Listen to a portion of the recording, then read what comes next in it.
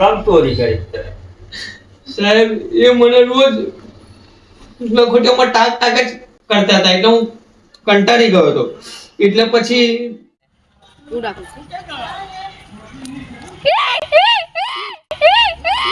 મારો બદલો તો હું લઈશ. જેટલી વાર મને એમને ટાંક્યા છે એટલી વાર એમને દુઃખ થશે.